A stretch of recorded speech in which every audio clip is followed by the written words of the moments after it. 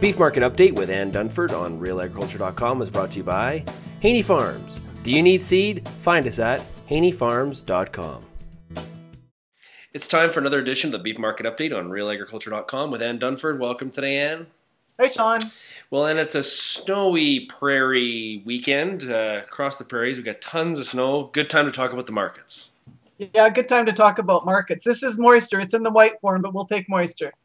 So, Ann, what did happen this week in the markets?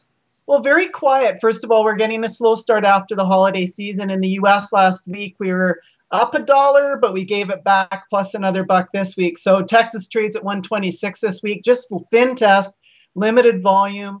And one of the reasons why is we've got some pretty sloppy beef demand. Not a big surprise at this point or at this time of the year heading into the early start of January. Locally, same kind of scenario. I think the averages for the week in Alberta will be down $1, $1.50 from last week and continues to make our basis wide vis-a-vis the front end of the futures market, which is February live cattle right now. So it's a little bit of those start off the new year doldrums as far as the beef market's concerned, but not a real big surprise until we get to the middle of February. This is kind of how it often is. And what do you expect to happen in the middle of February? Well, I do think if the markets are going to react to these tighter supplies that we've talked about for a long time, that's going to have to be when it starts to happen. Now, the other side of the coin, and we talked about this before Christmas, was, of course, can demand or how much does demand allow that rally to occur? So we know the supplies will be tighter 6 weeks from now or 4 weeks from now. And how much can the market move at that point in time? So there's a lot of things in a very short period of time here to be keeping an eye on. Well, like always, and what about the slaughter? When you look at the slaughter rates, what are you seeing? Well, this week we had a fairly big week, U.S. 624,000, which is pretty good size volume.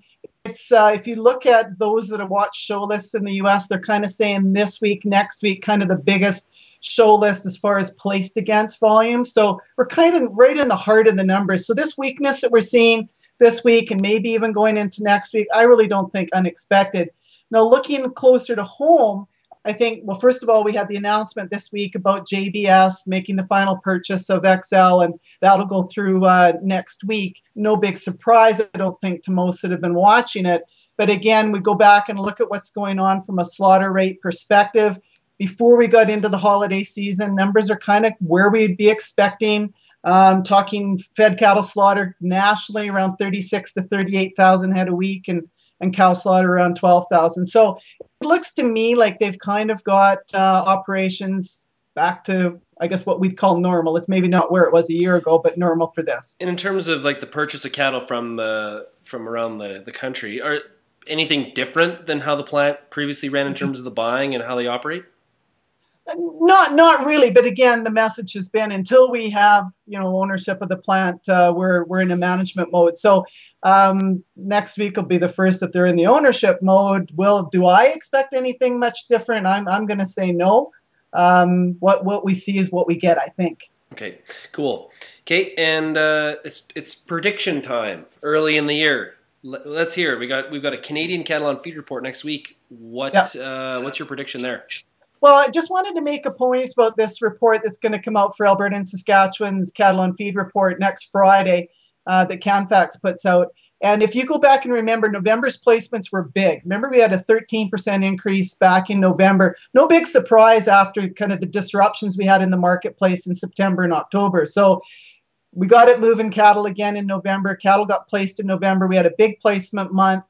Overall, though, when you take the numbers for 2012, and this will be the December one is what we're going to get next week, but it looks like we're still down about 8% on placement volume into feedlots in Alberta and Saskatchewan last year. So even though we had a bump up, so I'm going to go forward and then kind of extrapolate December's placements, and I'm going to say that the January 1 on feed number is going to be down a wee bit from this past year, so we'll call it down 1% to start off. That'll be down about 4%, 3 or 4% from December. So look for slightly smaller volumes, but November was a big tick in placements.